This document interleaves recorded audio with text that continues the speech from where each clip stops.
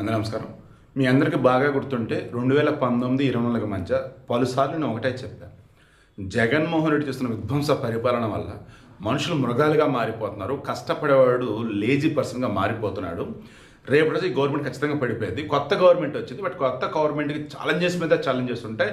And ప్రక్షాళన చేయడానికి కొన్ని సంవత్సరాలు పెట్టిద్దని చెప్పాను. ఇది ఒక ఎగ్జాంపుల్ ఇప్పుడు చెప్పబోయేది. మరలా జగన్ ఫ్యాన్స్ వైసీపీ పిచ్చుకొక్కలాగా వాకండి. ఇక్కడ క్రాస్ చెక్ చేసుకోండి. అంతకుముందు ఎలా ఉన్నారు జనాలు, తర్వాత ఎలా ఉన్నారు. అనంతపురంలోని పాపంపేట ఏరియా కూరగాయల మార్కెట్. గోవింద నాయక్, గోపి నాయక్ అని మామ అల్లుళ్ళు వచ్చినారు. షాప్లో వచ్చే శేఖర్ అనే కూరగాయల వ్యక్తి ఉన్నాడు. కూరగాయలు వీళ్ళు కొన్నారు. 120 రూపాయలు బిల్లు అయింది. 100 రూపాయలు ఇచ్చి 20 రూపాయలు లేవు, ఓకే తర్వాత వస్తామని ఏదో అన్నారట. లేదా ఇంక ఉంచుకొని సంథింగ్ లేదట 20 రూపాయలు ఇవ్వమన్నట్టుగా అనుకోండి. మేము కూరగాయలు తీసుకొని వెళ్ళిపోతాం అన్నట్టుగా.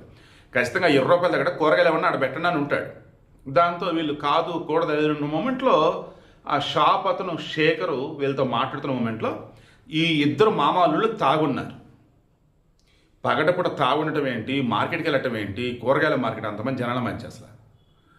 దెన్ ఆ కూరగాయలు అతను గట్టిగా అనేసరికి పాప ఆ కూరగాయలు అతను కొట్టారు.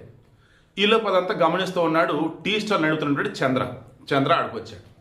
వచ్చి ఇద్దరు సర్ది చెప్పి వెళ్దారని పంపుదాన్ని ట్రై చేస్తే మూమెంట్లో ఈ చంద్రాన్ని ఇద్దరు కలిపి కొట్టారు మామాళ్ళు. ఎంత గుండెల మీద గుద్దేశారు. ఆ పిడిగుద్దులకి చంద్ర అక్కడ కూలబడ్డాడు. చుట్టుపక్కల వాళ్ళు వీళ్ళు మొత్తం వచ్చేసి ఇమీడియట్గా చంద్రని హాస్పిటల్స్కి వెళ్దాం చూస్తే అప్పుడే గుండె ఆగిపోయింది. ఈ గోవింద నాయకుని, గోపి నాయకుని పట్టుకున్నారు. అరెస్ట్ చేసి పోలీసులు పట్టుకెళ్ళారు. ఇప్పుడు కోర్టుకు వెళ్ళినా కానీ వాళ్ళ నాయక్ అంటే ఎస్టీ కాబట్టి ఈ మధ్యలోనే ఏదోటి చేసేసి వారికి త్వరగా బెయిల్ వచ్చేలా చేస్తారు. ఇప్పుడు ఈ కుటుంబ పరిస్థితులు ఏంటి? 20 రూపాయల దగ్గర గొడవ పడి ఒక మనిషిని చంపటమా? అసలు అంత మూర్ఖంగా, అంత దారుణంగా అసలు ఎలా తయారయ్యారు ఏపీలో? ఒకసారి మీరే క్రాస్ చెక్ చేసుకోండి. ఒక పరిపాలకుడు అన్నవాడు, ఒక రాజు అన్నవాడు, వాడి గొప్పోడైతే ఆ రాజ్యం అంతా గొప్పగా ఉండేది.